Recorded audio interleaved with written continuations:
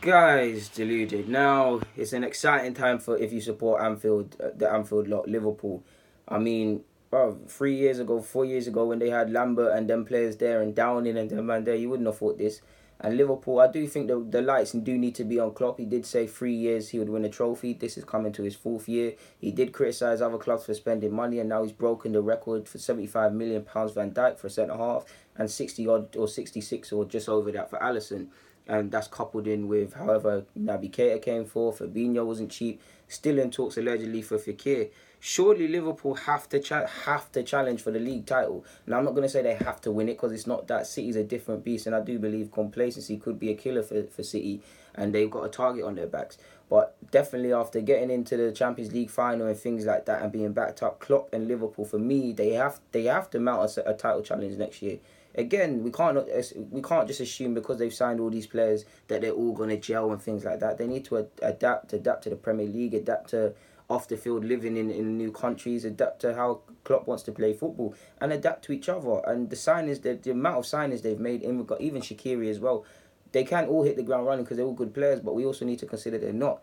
So if they were to bring in Fekir, that's Alisson, Fabinho, Keita, Shaqiri on top of Mane, Firmino, Salah. This is a great side, and I do believe they're a centre half away from a potentially perfect side. It's no disrespect to Van Dijk or Gomez, who I believe are good centre halves and would be my pairing. But if them two get injured, I have no faith in the other Liverpool centre halves. That's just my opinion. But it's exciting times. But surely they have to win. They have to. I don't want to say win the league, but it's just a proper title challenge, second minimum. The Champions League, you'd like to say they'd have to do something in the champ spot. Come on, man, that's a different beast. But certainly the league, they've spent more than United now. Since Klopp has managed Liverpool, they have now spent more than United. Only 10 mil or so more than United.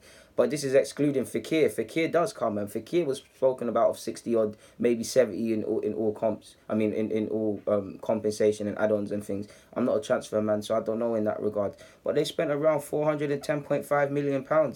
So yeah, only City have outspent them. They've spent more than Chelsea, which is around 439 million. They spent more than us, and they've definitely spent more than Spurs. But yet they don't have the trophies to show for it. So surely the lights have to be on Liverpool and have to be on Klopp. For me, I rate Klopp highly.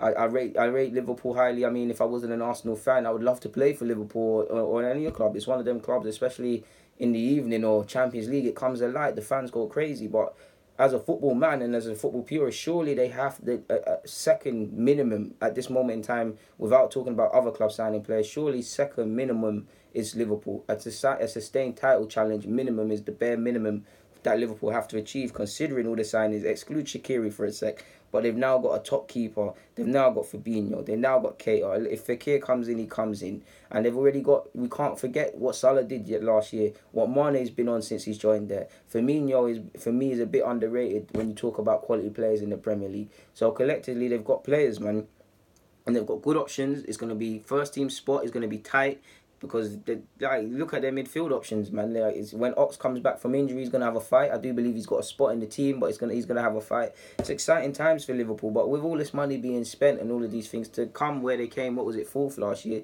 Surely it'd be unacceptable. Again, top four is top four, so and things happen in the season. So if things happen and they get fourth, they take it. But I'm just saying, surely they've got a challenge for the title now. Surely Liverpool fans expect a title challenge. Surely Klopp is mounting a title challenge, because why would you sign all of these players? And I'm looking at them based on the signings. They've had the best window. You can say to a degree Arsenal, because of we've signed underwhelming players, but somewhat addressed areas. But these are signings that are making you go, wow. And I'm sour because Arsenal have just signed bare corned beef and rice players. Like, you lot are signing steak and all the food that's in gauchos and stuff like that. I know they're going broke, but it is what it is. But yeah, man, surely they've got a mount a title challenge, man. Like, it's mad. It's mad. It's mad. Defensive, the centre half and goalkeeping world records now. So yeah, it is what it is. But we'll see how that happens, man. Guys, deluded, get in the comments, subscribe and do the rest. I'm out. Thank you very much for watching.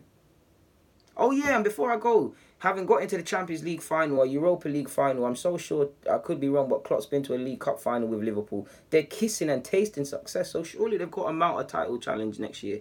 And I'm sure, I'm saying title challenge, I'm not saying they have to win the league, I'm saying they have to come second minimum and think, okay, we're building something here, sort of thing. Guys, deluded, get in the comments, subscribe and do the rest. I'm out for real this time.